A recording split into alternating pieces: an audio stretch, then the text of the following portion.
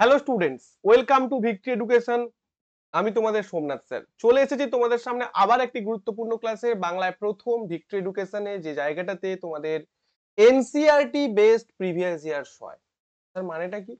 মানেটা হচ্ছে যে প্রিভিয়াস ইয়ার্স অনেক ইউটিউব চ্যানেলে তোমরা দেখতে পাবে, বাংলা, ইংলিশ, বিভিন্ন জায়গায়, হিন্দি, কিন্তু এনসিইআরটির কোন কোন জায়গাটা প্রিভিয়াস ইয়ার্সে এসেছে এবং কোন কোন জায়গাটা আমরা পড়বো, প্লাস তার ডিটেল অ্যানালিসিস, যে চ্যানেলটা বহুদিন ধরে করিয়ে আসছে, যেখান থেকে বহু ছাত্রছাত্রী উপকৃত হয়েছে, প্রচুর নাম্বার পেয়ে কেউ এএলপি সিবিটি 1 পাস করেছে, কেউ টেকনিশিয়ান পাস করে চাকরি পেতে যাচ্ছে, এবং কেউ কেউ গ্রুপ ডির জন্য এনাফ কনফিডেন্স পেয়ে এগিয়ে যাচ্ছে।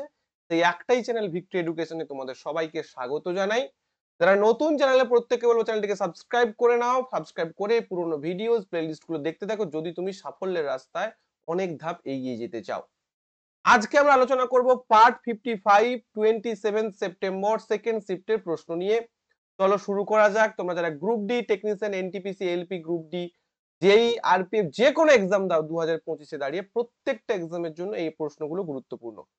শুরু করব ক্লাস। তার আগে একটাই কথা বলবো, যারা আমাদের অফিসিয়াল অ্যাপ ডাউনলোড করনি, প্রত্যেকে বলবো ডেসক্রিপশন বক্সে একদম প্রথমেই কিন্তু লিংক দেওয়া রয়েছে, অবশ্যই অ্যাপটা ডাউনলোড করবে। আর যদি ভিক্টরি এডুকেশন থেকে এতটুকু উপকৃত হয়ে থাকো, তাহলে অবশ্যই প্লে স্টোরে গিয়ে তোমার 5 star rating and app review দিতে ভুলবেন না। তোমার প্রিয় সোমনাথ।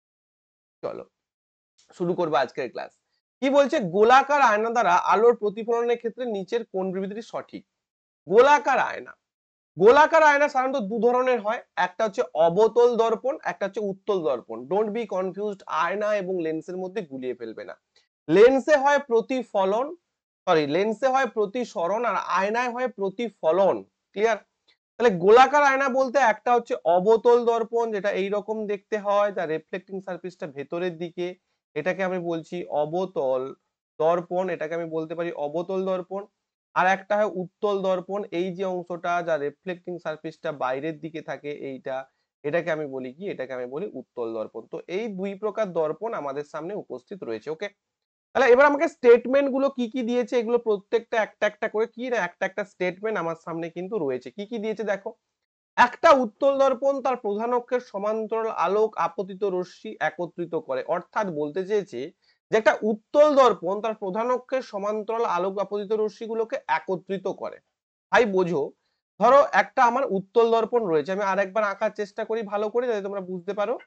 অর্থাৎ এই যদি একটা উত্তল দর্পণ হয়, ভালো করে বুঝবে, এটা একটা উত্তল দর্পণ মনে করো। তাহলে উত্তল দর্পণ কি করে? রশ্মিগুলোকে ডাইভার্জ করে দেয়। অর্থাৎ এখানে কি হয়? অপসারী হয়, রশ্মিগুলো একসাথে মেলে না, রশ্মিগুলো বাইরের দিকে বেরিয়ে যায়। মনে করো এইটা প্রধান অক্ষ, এইটা আমার যে দর্পণ তার পোল, এইটা প্রধান অক্ষ, তাহলে প্রধান অক্ষের সমান্তরালে আলোক রশ্মিগুচ্ছ আসছে। তাহলে এসে কি হবে? এইখানে যে আসবে, আসার পর তো রিফ্লেক্টেড হয়ে যাবে, বেরিয়ে যাবে। এবার এইখান থেকে আমি যদি একটা রেখা ড্র করি, কাল্পনিক রেখা, তাহলে সেটা কোথায় ছেদ করবে? না, ফোকাসে ছেদ করবে। তাহলে আলটিমেট আপতিত রশ্মিগুলোকে সে কি একত্রিত করতে পারলো ফোকাসে? বিবৃতিটা কি সঠিক? উত্তর হচ্ছে না, বিবৃতিটা কিন্তু সঠিক নয়, বিবৃতিটা কিন্তু ভুল। তাহলে এই বিবৃতিটা কিন্তু হচ্ছে ভুল। বোঝাতে পারলাম আমি? অর্থাৎ এই যে প্রধান অক্ষ, ভালো করে বুঝে যাবে ভাই, আমার ক্লাসে যারা আসে তাদেরকে আমি একটাই কথা বলি, বুঝে যাও। মুখস্থ করলে তুমি কোনোদিন চাকরি পেতে পারবে না রেলে। অন্যান্য জায়গায় চাকরি হতে পারে, রেলে হবে না। রেল একটা প্রেস্টিজিয়াস জব। একটা যখন আই কার্ড পরে বেরোবে, ঠিক আছে, মেয়েদের ক্ষেত্রে ছেলের বাবা লাইন দেবে, ছেলেদের ক্ষেত্রে মেয়ের বাবা লাইন দেবে। সো এটা কিন্তু জোক না, ঠিক আছে? ভালো করে পড়ো। তো দেখো, এই যে রশ্মিটা আসছে প্রধান অক্ষের সমান্তরাল, এই প্রধান অক্ষের সমান্তরাল রশ্মিটা কি হচ্ছে? এসে এ চলে যাচ্ছে রিফ্লেক্টেড হয়ে। তাহলে উত্তল দর্পণের ক্ষেত্রে তথ্যটা সঠিক নয়। কিন্তু যদি অবতল দর্পণ হয় তখন কি হবে? অবতল দর্পণের ক্ষেত্রে কি হবে দেখো। অবতল দর্পণের ক্ষেত্রে যেটা হবে সেটা হচ্ছে, একটু বলে দিই, এটা মনে করো অবতল দর্পণ। তাহলে অবতল দর্পণ এটা প্রধান অক্ষ, তাহলে প্রধান অক্ষের সমান্তরাল যখন আলোক রশ্মি আসবে, সেটা এই জায়গাতে মিট করবে, এইভাবে এসে এই জায়গাটা মিট করবে, অর্থাৎ এইটা হচ্ছে ফোকাস। তাহলে এই যে তথ্যটা রয়েছে, এটা উত্তলের জায়গায় অবতল হলে আমি এটা সঠিক বলতাম, কিন্তু উত্তলের ক্ষেত্রে এটা সঠিক নয়। পরেরটা দেখা, একটি অবতল আয়না তার প্রধান অক্ষের সমান্তরাল আলোক রশ্মি আপতিত আলোক রশ্মি গুচ্ছ একত্রিত করে, একদম সঠিক। তাহলে স্টেটমেন্ট বিটা হচ্ছে আমার কাছে একদম সঠিক। স্টেটমেন্ট সি পড়ি। স্টেটমেন্ট এ কিন্তু সঠিক নয়। আমাকে বলেছে কোন বিবৃতি সঠিক, সঠিকটা নিতে হবে আমাকে। এগুলো দেখে নেবে, ভুল নাকি সঠিক জানতে চেয়েছে তোমার কাছে। উত্তল আয়না বাস্তব এবং ভার্চুয়াল উভয় ধরনের ছবি গঠন করতে পারে। আমাকে দেখো, বাস্তব মানে কি? বাস্তব মানে হচ্ছে রিয়েল, রিয়েল ইমেজ। আর রিয়েল অ্যান্ড ভার্চুয়াল অর্থাৎ সৎ প্রতিবিম্ব এবং অসৎ প্রতিবিম্ব দুটোই গঠন করতে পারে। ঠিক আছে? তুমি এই যে উত্তল দর্পণটা দেখেছো, সৎ প্রতিবিম্ব বা বাস্তব প্রতিবিম্ব কখন গঠিত হয়, বা সৎ প্রতিবিম্ব বা রিয়েল ইমেজ কখন গঠিত হবে?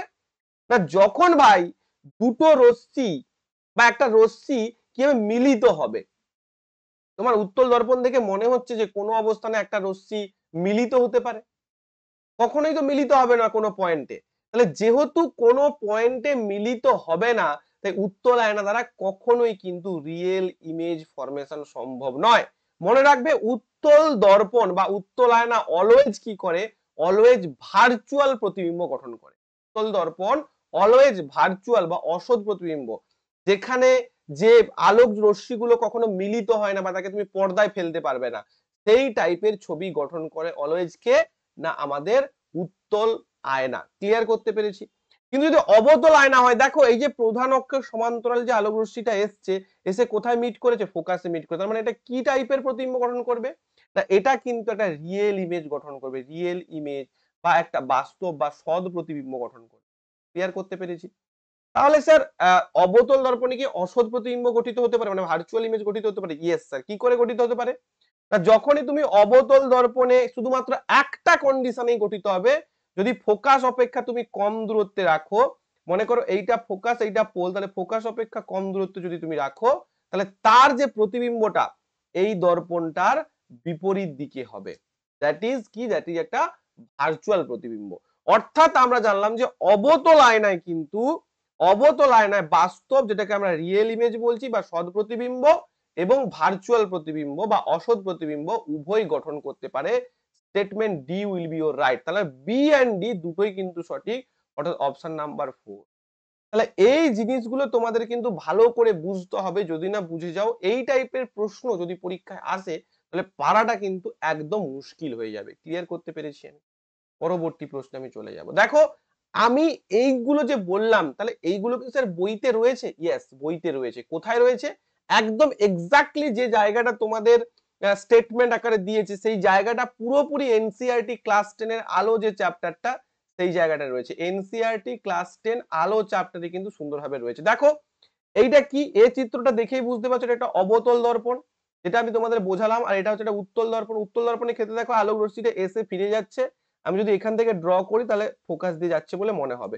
অর্থাৎ প্রধান অক্ষের সমান্তরাল রশ্মি অবতল দর্পণের দ্বারা প্রতিফলনের পর মুখ্য ফোকাস দিয়ে যাবে একদম। কিন্তু দেখো, অথবা উত্তল দর্পণের ক্ষেত্রে মুখ্য ফোকাস থেকে অপসৃত হচ্ছে বলে মনে হবে। এই লাইনটা মার্ক করে নাও, এটাও কিন্তু পরীক্ষায় আসবে।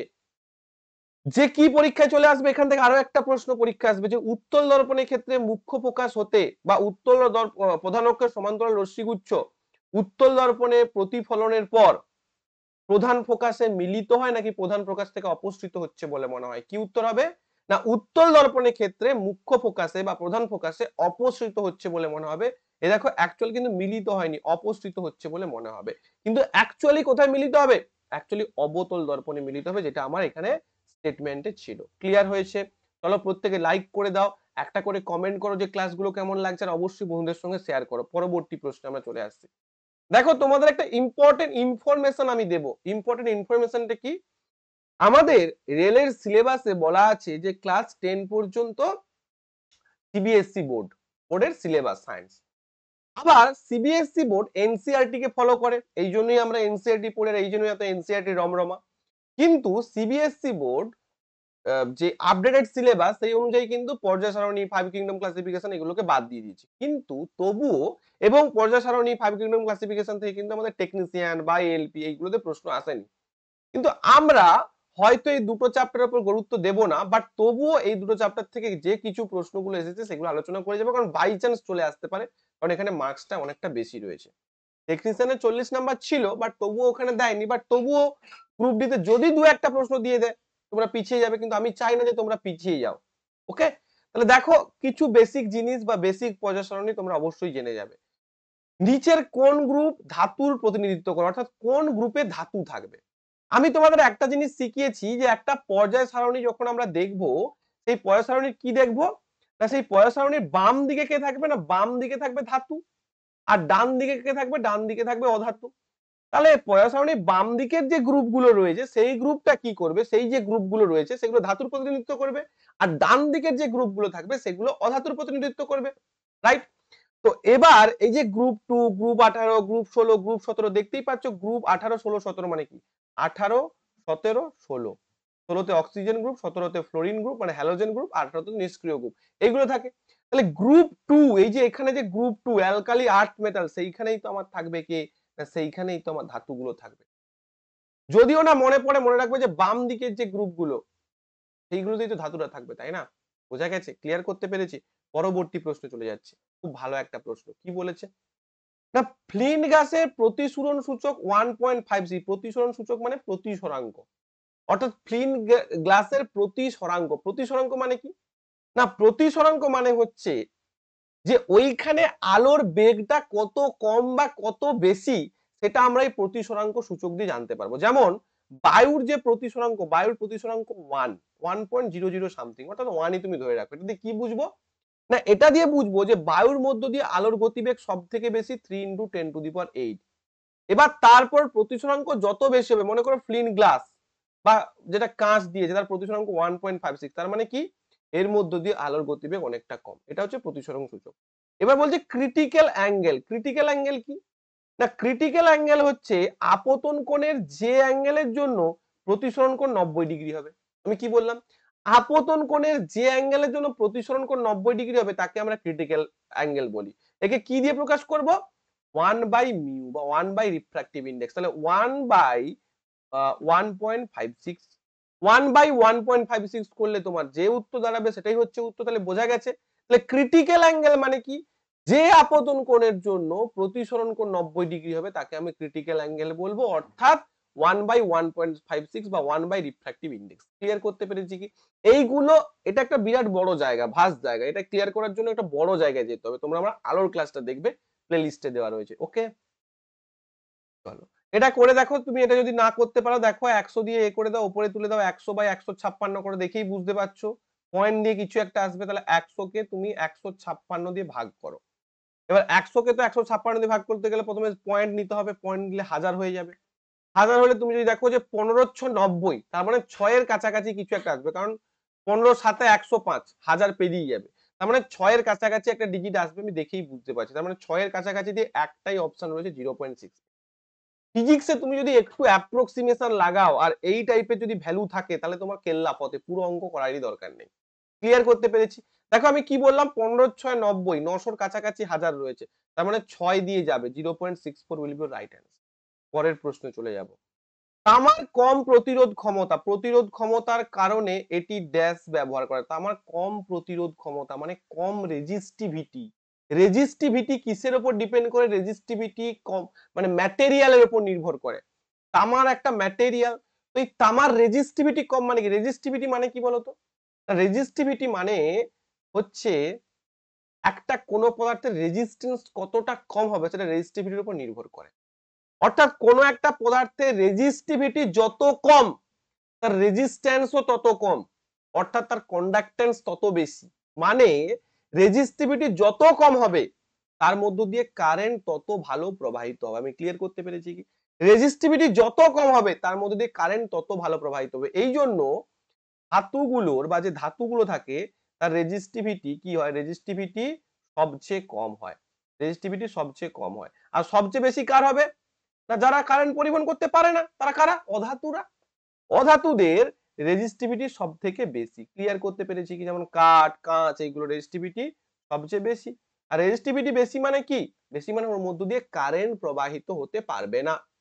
তাহলে যেহেতু তামার কম প্রতিরোধ ক্ষমতা, তার মানে কি এর মধ্য দিয়ে বেশি কারেন্ট প্রবাহিত হবে। আর বেশি কারেন্ট প্রবাহিত হলে হিটার, বৈদ্যুতিক বাল্ব, টোস্টার এগুলোতে না, ট্রান্সমিশন লাইন, অর্থাৎ যেখান দিয়ে ইলেকট্রিক যাবে। দেখো এমন ভাবে প্রশ্নটা দিয়েছে, দেখে মনে হবে কি না কি, কি না কি ব্যাপার। ব্যাপারটা কিছুই না, জাস্ট একটু সিম্পল জিনিস ওটাকে ঘুরিয়ে দিয়েছে।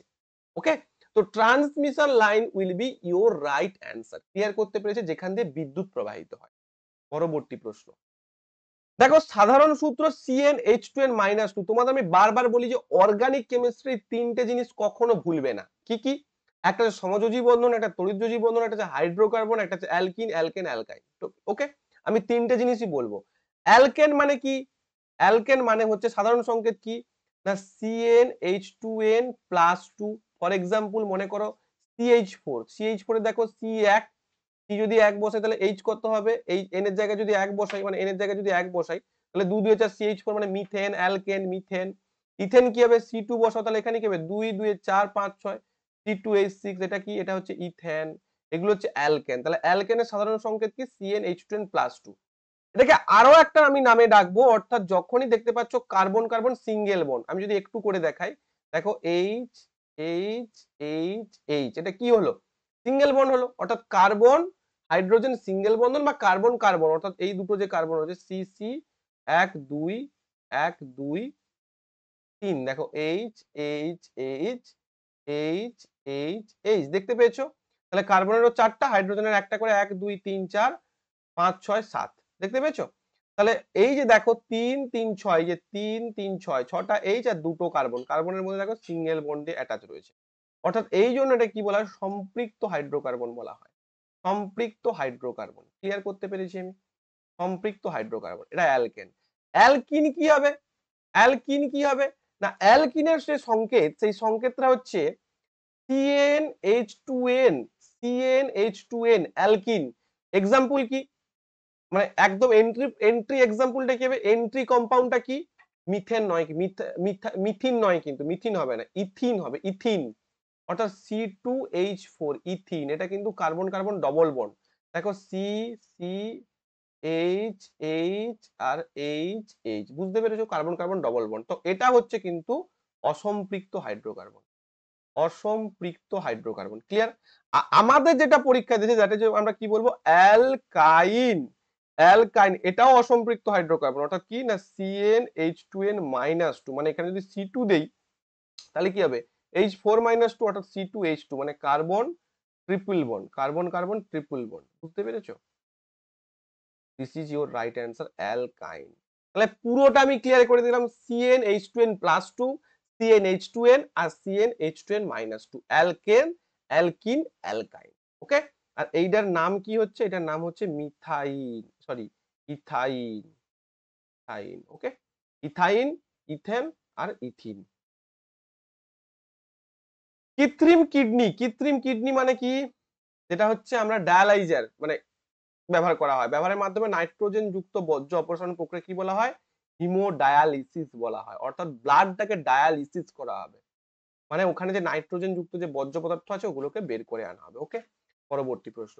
প্রদত্ত বিক্রিয়াটি একটি উদাহরণ, প্রদত্ত প্রতিক্রিয়াটি একটি উদাহরণ, অর্থাৎ প্রদত্ত বিক্রিয়াটি কিসের এক্সাম্পল? আমরা যে বিভিন্ন টাইপের বিক্রিয়া জেনেছি, আমরা সংযোজন বিক্রিয়া, বিয়োজন বিক্রিয়া, প্রতিস্থাপন বিক্রিয়া, জারণ বিজারণ বিক্রিয়া, তাপ মোচন বিক্রিয়া, তাপগ্রাহী বিক্রিয়া, নানা রকম বিক্রিয়া জেনেছি।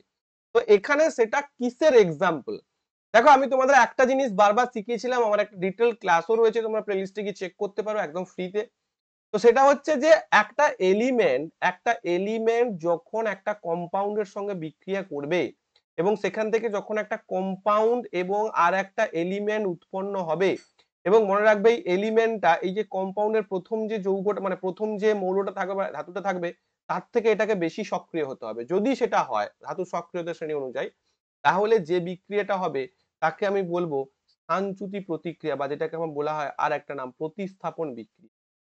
এবার তুমি বলবে স্যার আপনি তো এনসিইআরটি তে তো প্রতিস্থাপন বিক্রিয়ার নাম আছে, আপনি এখানে বাংলা করার সময় কেন স্থানচ্যুতি প্রতিক্রিয়া দিয়েছেন?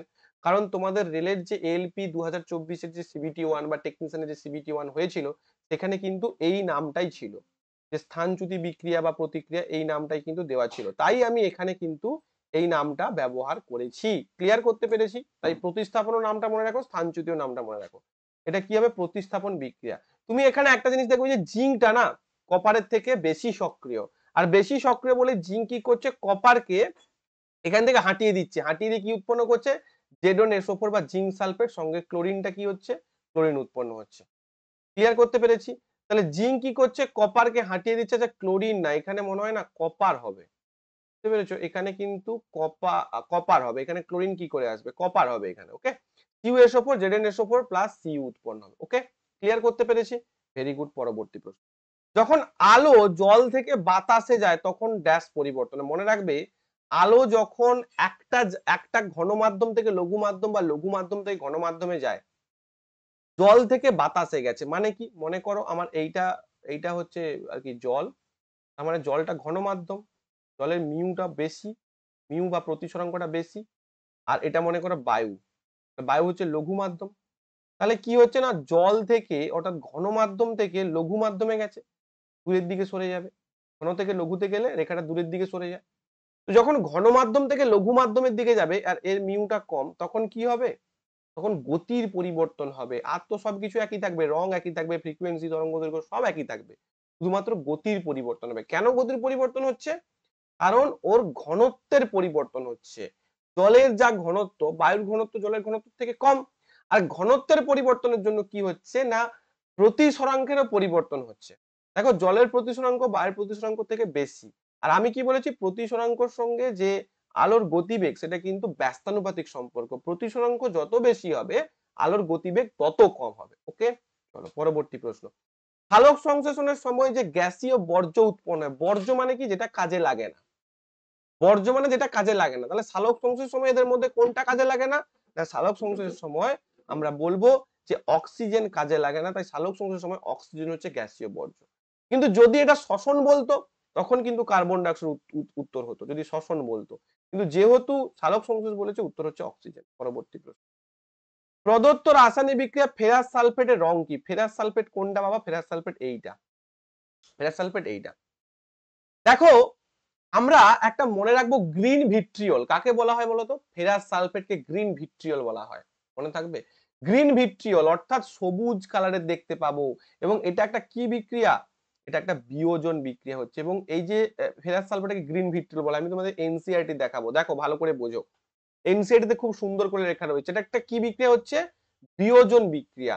দেখো এখানে লেখা রয়েছে ফেরাস সালফেটের সবুজ বর্ণের পরিবর্তন হচ্ছে। দেখো এই জায়গাটা থেকেও তোমাদের যখন আমি এনসিইআরটি লাইন বাই লাইন পড়াই আমার পেইড ক্লাসে বা তোমাদের কিছু কিছু ফ্রি ক্লাস, তবে ভালো করে যদি পড়তে যাও মাত্র 1049 টাকা ফিস রয়েছে, একদম নমিনাল ফিস। যে ক্লাস তোমরা পাবে আমি বলবো যে মাইন্ড ব্লোয়িং ক্লাস। মানে এই ক্লাসে 1 কোটি ছাত্রছাত্রীর মধ্যে 32,000 যদি নাম লেখাতে চাও, তাহলে অবশ্যই এই ব্যাচটা জয়েন করো, বাংলায় কেউ দিতে পারবে না এরকম। দেখি নাও, ভালো করে বুঝে নাও। লাইন বাই লাইন যখন আমি পড়াই তখন একটা কথা বলি ভাই, দেখো এই লাইনটাও কতটা ইম্পর্টেন্ট ছিল, যে ফেরাস সালফেটের সবুজ বর্ণের পরিবর্তন হচ্ছে, তার মানে ফেরাস সালফেটের বর্ণটা সবুজ, এবং সেটাই তোমাকে পরীক্ষায় দিয়ে দিয়েছে। দেখো তো ফেরাস সালফেটের বর্ণ সবুজ, এবং এটা তাপের প্রভাবে কিছু বিয়োজন বিক্রিয়া হচ্ছে।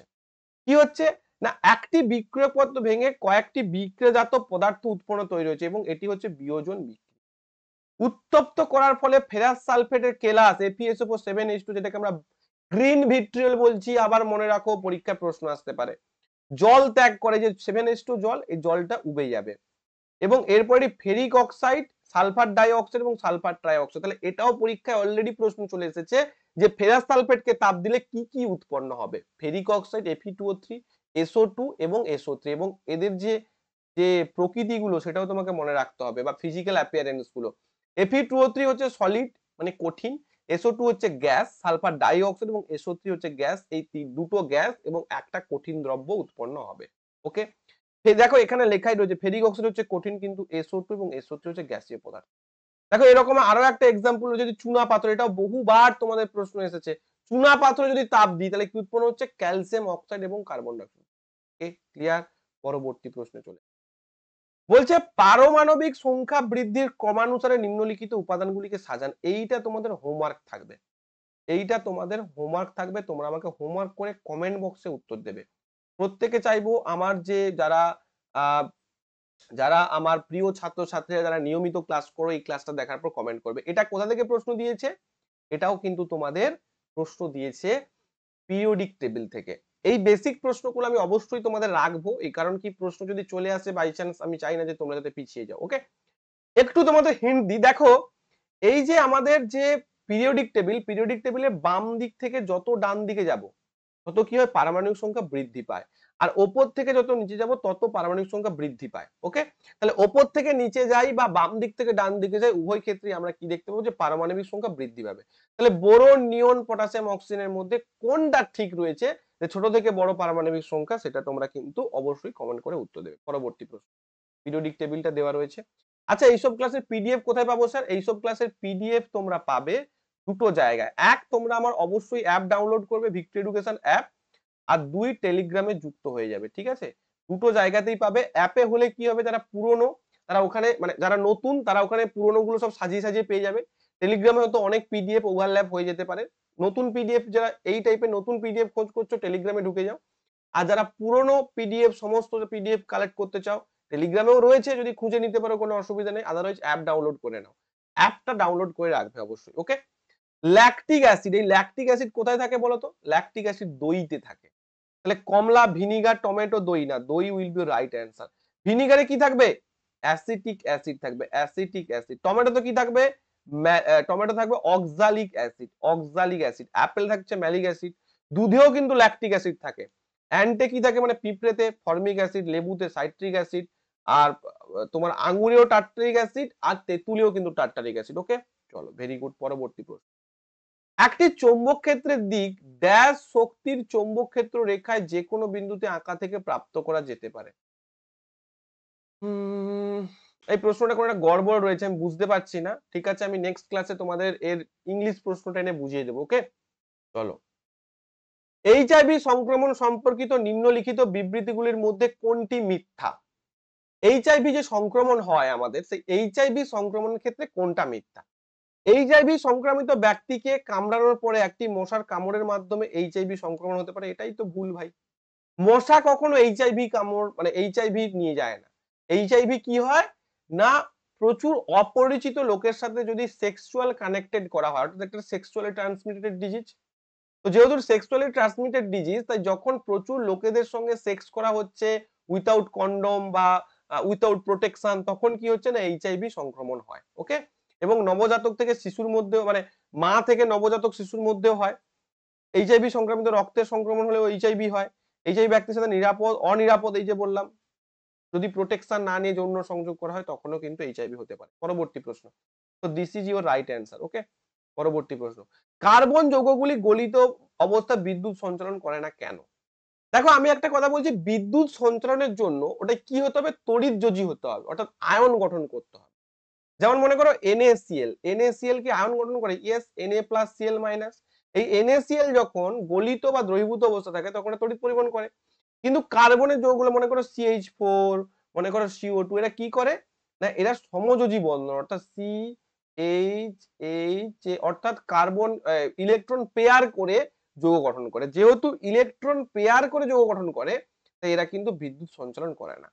দেখো, কার্বন যৌগের বন্ধন আয়ন গঠন জড়িত না, এরা আয়নিক প্রকৃতির না। আরে আয়নিক প্রকৃতি হলে তো বিদ্যুৎ সঞ্চালন করতো, কিন্তু করে না কেন? কার্বন যৌগের বন্ধন কোনো আয়ন গঠন জড়িত নয়। Yes, this is your right answer, this is your right answer. অর্থাৎ আয়ন গঠনের সঙ্গে জড়িত নয়, কারণ কি, এরা সমযোজী বন্ধন গঠন করে। পরবর্তী প্রশ্নে চলে যাচ্ছে, খুব ভালো একটা প্রশ্ন, অঙ্কের প্রশ্ন। এইগুলো অনেকে ভুল করো, এটা তোমাদের 27 সেপ্টেম্বর সেকেন্ড শিফটের প্রশ্ন, খুব ভালো প্রশ্ন। দেখো, যারা অঙ্কতে ভয় পাও না, ফিজিক্সের অঙ্কে, আমি বলবো ভিক্টরি এডুকেশনের সঙ্গে জুড়ে যাও। এত অঙ্ক বাংলায় এবং এত সুন্দর করে ডিসকাশন হবে, কেউ মানে ভুলতেও পারবে না। চলো অঙ্কটা করি। 6 সেন্টিমিটার ব্যাসের একটি বরফের বল, খুব ভালো কথা। তার মানে কি, 6 সেন্টিমিটারটা কি দিয়েছে? 6 সেন্টিমিটারটা ওর উচ্চতা দিয়েছে, একটা বরফের বল। তার মানে হাইট অফ অবজেক্ট বা বস্তুর উচ্চতা, বস্তুর উচ্চতা কত না 6 সেন্টিমিটার। ভালো করে বুঝবে। একটি বরফের বল একটি অবতল আয়না, অবতল আয়নায় দিয়েছে, অবতল আয়না, খুব ভালো কথা। সামনে 30 সেন্টিমিটার রাখা, অর্থাৎ ইউ, অর্থাৎ কি না বস্তুর দৈর্ঘ্য, মানে বস্তুর আর কি দূরত্ব, যাকে বলে দৈর্ঘ্য না বলে দূরত্ব বলি। বস্তুর দূরত্ব ইউ কত? ইউটা মাইনাস হবে, তোমরা নিশ্চয়ই জানো, যেহেতু প্রত্যেকটা ক্ষেত্রে লেন্স বলো বা তোমাদের দর্পণ বলো, প্রত্যেকটা ক্ষেত্রে দর্পণের বাম দিকে যারা থাকে তাদের দৈর্ঘ্যটা সবসময় মাইনাস হয়, আর ডান দিকে থাকলে পজিটিভ হয়। ওকে, তাহলে এখানে কি বলো, -30 সেন্টিমিটার। এর প্রধান ফোকাস বস্তুর দূরত্বের দ্বিগুণ। তার মানে প্রধান ফোকাস এফ ইকুয়াল টু কত, ফোকাসটা কত হবে না, ফোকাসটা বস্তুর দূরত্বের দ্বিগুণ, তার মানে -60 সেন্টিমিটার। কারণ অবতল দর্পণের, অবতল লেন্সে যা কিছু অবতল হবে তার যে ফোকাসটা সবসময় নেগেটিভ, -60 সেন্টিমিটার। অর্থাৎ দেখো ভালো করে বোঝো, ভালো করে বোঝো আমি কি বলছি। এখানে যদি ফোকাস হয়, মনে করো এটা 60 সেন্টিমিটার, তাহলে এখানে বস্তু রয়েছে, অর্থাৎ ফোকাস অপেক্ষা কম দূরত্বে বস্তু রয়েছে। তার মানে এর যে ইমেজটা গঠিত হবে না, এটা ডেফিনেটলি কি ইমেজ গঠিত হবে, ভার্চুয়াল। আমি আগে থেকেই বলে দিচ্ছি, কারণ আমি এর অবস্থান দেখেই বলে দিতে পারি যে ভার্চুয়াল ইমেজ গঠিত হবে, মানে ইমেজটা যেটা গঠিত হবে তার যে সাইন কনভেনশনটা সেটা পজিটিভ হবে। সাইন কনভেনশন দেখেও আমরা অনেক সময় অঙ্ক ভুল হয়েছে কি ঠিক হয়েছে সেটা বুঝে নিতে পারি। চলো অঙ্কটা করে দেখি। ভার্চুয়াল হবে, আমি এতটুকু আগে থেকে বলে দিলাম তোমাদের। দেখো তাহলে আমরা ফর্মুলা কি ইউজ করব না, 1/u plus 1/v, 1/u plus 1/v is equal two 1/f। আমাদের কি বের করতে হবে, ছবির ব্যাস বের করতে হবে। ছবির ব্যাস যদি বের করতে হয় তাহলে ম্যাগনিফিকেশন ইজ ইকুয়াল টু কি পাবো, height of image divided by height of object is equal to minus of V by U. এইটা আমাদের বের করতে হবে। অর্থাৎ এখান থেকেই আমরা height of image divide by height of object করে হাইট অফ ইমেজ বার করব। তার জন্য আমাদের ভি বের করতে হবে। আর ভি বের করানোর ফর্মুলা হচ্ছে দিস ইজ। অনেকে অনেক শর্টকাট প্রসেস শেখাবে, কিন্তু আমি বলছি ভাই এই দুটো ফর্মুলা মনে রাখলে সব অঙ্ক হয়ে যাবে, শুধু বের করানো গুলো শিখতে হবে। তাহলে 1/v ইজ ইকুয়াল টু কি হবে না, 1/f মাইনাস 1/u। এবার মান বসা, 1/f এর মান কত, 1/-60, আর এটা প্লাস হয়ে যাবে কারণ -30 আছে, 1/30 বসাও। বসালে কত হবে তোমার, বসালে এটা হয়ে যাবে মনে করো 60, তাহলে -1 প্লাস 2, তার মানে তোমার হচ্ছে 30 2 60, মানে কত হচ্ছে 60। তার মানে v ইকুয়াল টু তোমার কত হচ্ছে, v equal to 60 centimetre. v equal to কত হচ্ছে 60 সেন্টিমিটার। এইবার আমি কি করব দেখো, এবার আমি করব, এখানে করছি, হ্যাঁ, ভি ইকুয়াল টু আমার 60 সেন্টিমিটার হচ্ছে। তাহলে ভি ইকুয়াল টু যদি আমার 60 সেন্টিমিটার হয়, একটু ছোট করে দিচ্ছি, তাহলে ভি ইকুয়াল টু যদি আমার 60 সেন্টিমিটার হয়, ভি ইকুয়াল টু যদি আমার 60 সেন্টিমিটার হয়, তাহলে আমি কি করতে পারি না, আমি করতে পারি magnification is equal two height of image কত ভাই, হাইট অফ ইমেজ বের করতে হবে। হাইট অফ ইমেজ মানে হাইট অফ অবজেক্ট কত পেয়েছি, হাইট অফ অবজেক্ট পেয়েছি 6 সেন্টিমিটার ব্যাসের। তার মানে 6 is equal to minus of, সাইনটা মাস্ট দেবে কিন্তু সাইনটা, মাইনাস অফ ভি, ভি কত পজিটিভে বেরিয়েছে 60 ডিভাইডেড বাই ইউ, ইউ কত নেগেটিভ কিন্তু -30। ওকে, ক্লিয়ার করতে পেরেছি আমি। তাহলে মাইনাস মাইনাস কেটে গেল, 0 0 কেটে গেল, 3 2 6, 6 2 12, height of image equal to কত, 6 2 12 সেন্টি। ক্লিয়ার করতে পেরেছি কি, 12 সেন্টিমিটার। যদি তোমাকে প্রতিবিম্বের প্রকৃতি জানতে চাইতো, তুমি কি বলতে, প্রতিবিম্বের প্রকৃতি অর্থাৎ প্রতিবিম্ব কিরূপ টাইপের হয়েছে, এটা তো তুমি হাইটটা বের করলে। তোমাকে দূরত্ব বলতে তুমি তো 60 সেন্টিমিটার বলে দিতে, কিন্তু প্রকৃতি জানতে চাইলে তুমি কি বলতে পারতে না, এটা একটা অসৎ প্রতিবিম্ব। তোমাকে তো বললাম যে কেন অসৎ প্রতিবিম্ব, দুটো কারণে অসৎ প্রতিবিম্ব। এক, তো আমরা ছবি দেখে বুঝলাম। দুই, যেহেতু এখানে ভিটা পজিটিভ এসেছে না, ভি ইকুয়াল টু পজিটিভ এসেছে, সেটা দিয়েও বলতে পারবো যে অবতল দর্পণের ক্ষেত্রে পজিটিভ এসেছে মানে ওটা একটা অসৎ প্রতিবিম্ব, 1 নম্বর। আর 2 নম্বর কি, অবশ্যই বস্তুর থেকে বড়, বস্তুর তুলনায় বড়, কারণ এখানে যদি আমি ফোকাস অপেক্ষা কম দূরত্বে রাখি তাহলে যে প্রতিবিম্বটা গঠিত হবে সেটা হচ্ছে বস্তুর তুলনায় কিন্তু কি হবে, বস্তুর তুলনায় বড় হবে। এবং আমি তো ছবি দিয়েও দেখতে পেলাম, দেখো হাইট অফ ইমেজটা 12 সেন্টিমিটার, আর হাইট অফ অবজেক্ট কত 6 সেন্টিমিটার, তার মানে বস্তুর থেকে বড়। তাহলে বস্তুর থেকে বড় এবং খাড়া বা রিজু, রিজু, খাড়া বা রিজু মানে কি, এটা প্রধান অক্ষরের উপর দাঁড়িয়ে রয়েছে, উল্টো ভাবে নেই, উল্টানো নয়, খাড়া বা রিজু টাইপের প্রতিবিম্ব গঠিত হয়েছে। কি করে বুঝলাম স্যার, কারণ এটা ভার্চুয়াল বা অসৎ প্রতিবিম্ব। আর মনে রাখবে সবসময় অসৎ প্রতিবিম্ব সবসময় কি হয়, খাড়া বা রিজু হয়, আর ভার্চুয়াল প্রতিবিম্ব সবসময় কি হয়, উল্টানো হয়। একটা অঙ্কের দ্বারা আমি তোমাদের ডিটেল কনসেপ্ট আশা করি ক্লিয়ার করতে পেরেছি। যারা বুঝতে পারছো না এই জায়গাটাকে অন্তত 2 থেকে 3 বার শোনো, ক্লিয়ার হয়ে যাবে। ওকে, পরবর্তী প্রশ্ন, প্রদত্ত রাসায়নিক বিক্রিয়া ক্যাথোডের কাছে কোন দ্রব্য তৈরি, তাহলে হাই এই যে বিক্রিয়াটা দিয়েছে না, বিক্রিয়াটা দেখেই তোমরা ভয়ে উল্টে যাবে, বিক্রিয়া দেখেই তোমরা ভয়ে উল্টে যাবে যদি না এনসিইআরটি পড়ো। তোমাদের এনসিইআরটি আমি শেখাবো। কোন চ্যাপ্টারে রয়েছে স্যার, না এটা রয়েছে আমাদের এনসিইআরটি ক্লাস 10 এর অ্যাসিড বেস সল্ট চ্যাপ্টারে রয়েছে। এটা কি বিক্রিয়া না, এটা হচ্ছে ক্লোর অ্যালকালি প্রসেস বলা হয়, ক্লোর ক্ষার বিক্রিয়া বলা হয়। অর্থাৎ ক্লোর ক্ষার বিক্রিয়া মানে কি, মানে এইখানে যে দ্রবণটা রয়েছে না, এটাকে ব্রাইন সলিউশন বা সোডিয়াম ক্লোরাইডের সলিউশনটা এখানে দেওয়া রয়েছে এবং তার উপর তড়িৎ বিশ্লেষণ করা হচ্ছে। অ্যানোড মানে কি পজিটিভ, আর ক্যাথোড মানে কি নেগেটিভ। তাহলে আমাকে এখানে কি বলেছে, ক্যাথোডের দিকে কি কি দ্রব হবে, ক্যাথোডের দিকে কে কে আসবে না, ক্যাথোডের দিকে তারাই আসবে যারা পজিটিভ আয়ন গঠন করছে। যেমন কে কে আসবে, একটা হচ্ছে NaOH আর একটা হচ্ছে হাইড্রোজেন। আর অ্যানোডের দিকে কে যাবে? অ্যানোডের দিকে অনলি ক্লোরিন আসবে। ক্লিয়ার করতে পেরেছি কি? তাহলে এই প্রশ্নটায় যদি তোমাদের অন্য সময় ঘুরিয়ে দেয় যে অ্যানোডের দিকে কে আসবে, একই বিক্রিয়া দিল, অ্যানোডের দিকে কে আসবে? উত্তর হয়ে যাবে ক্লোরিন। আর ক্যাথোডের দিকে কে কে আসবে?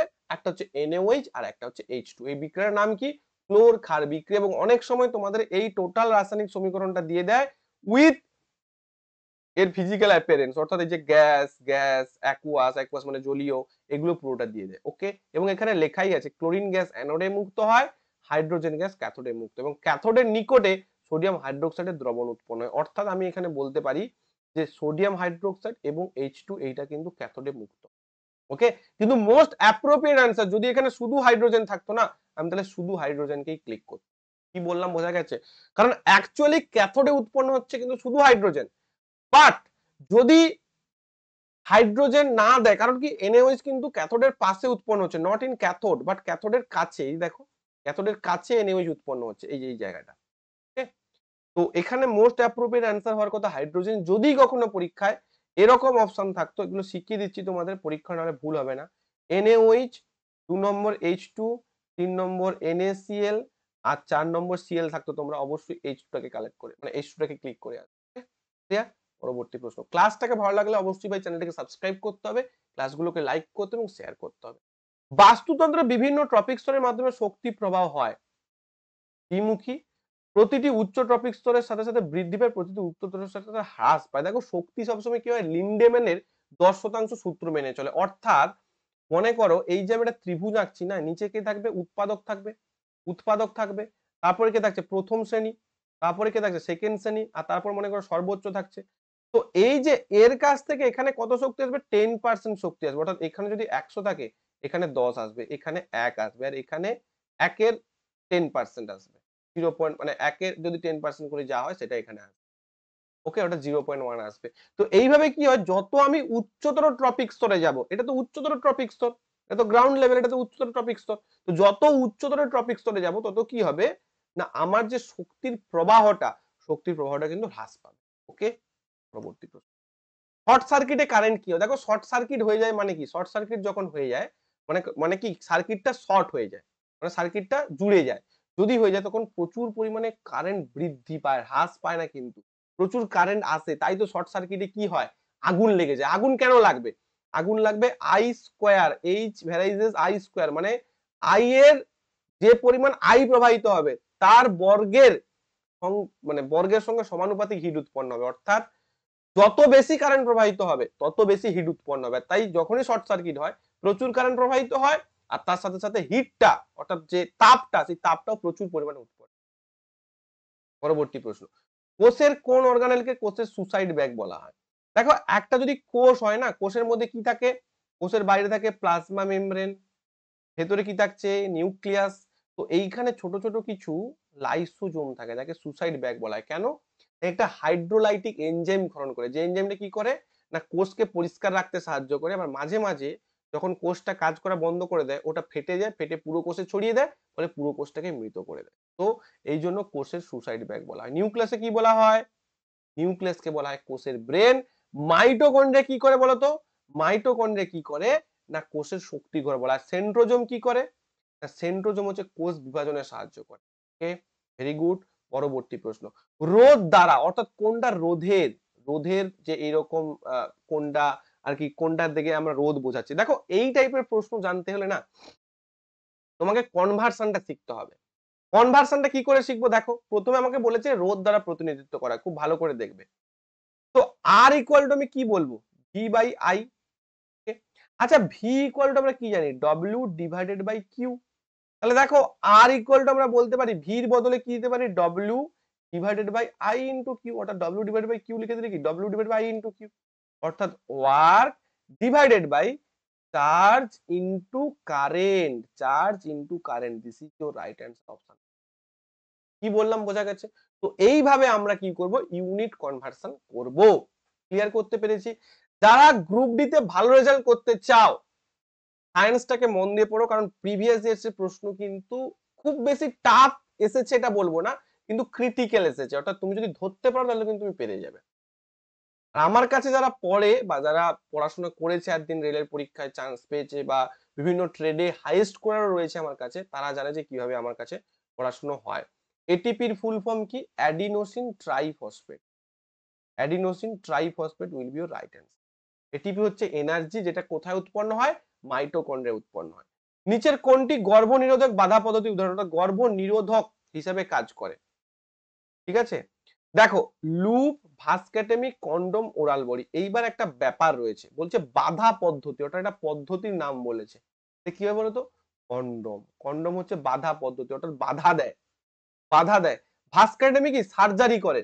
ওরাল বডি কি করে? রাসায়নিক প্রক্রিয়া, তোমার হরমোনাল বডি, হরমোনালের উপর ডিপেন্ড করে। কিন্তু কন্ডম হচ্ছে বাধা দেয়, স্পার্মটাকে তোমার হচ্ছে ভ্যাজাইনার মধ্যে ঢুকতে দেয় না, সার্ভিক্সের মধ্য দিয়ে যেতে দেয় না ওইখানটা, যেটা যাতে না কি হয়ে যায়, যাতে না ডিম্বাণুর সঙ্গে মিলন করতে পারে। ওকে, ক্লিয়ার করতে পেরেছি প্রত্যেকটা বিষয়।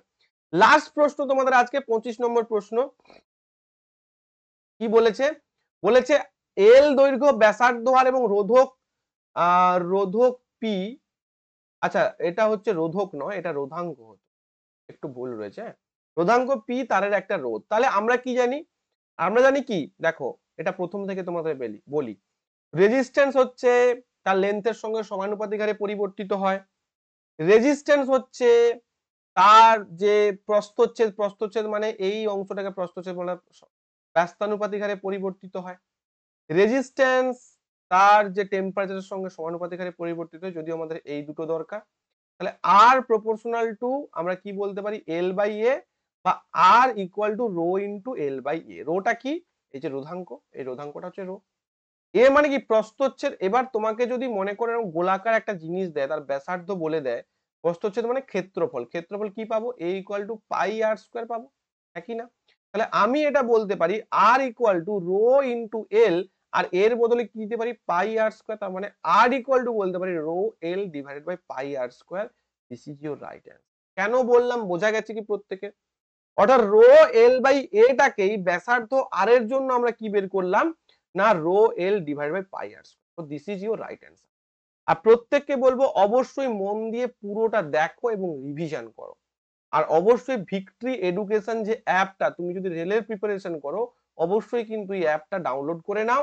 আর যদি পেড ব্যাচ নিতে চাও, ডেফিনেটলি এই নাম্বারে কন্ট্যাক্ট করে নিতে পারো, অথবা অ্যাপে গিয়ে পেড কোর্সে গিয়ে সায়েন্স স্পেশাল টপার ব্যাচটা তুমি নিয়ে নাও। ওখানে ডিটেলসে কিন্তু ক্লাস চলছে, লাইভ প্লাস রেকর্ডেড দুটো ভার্সনে তুমি ক্লাস পাবে।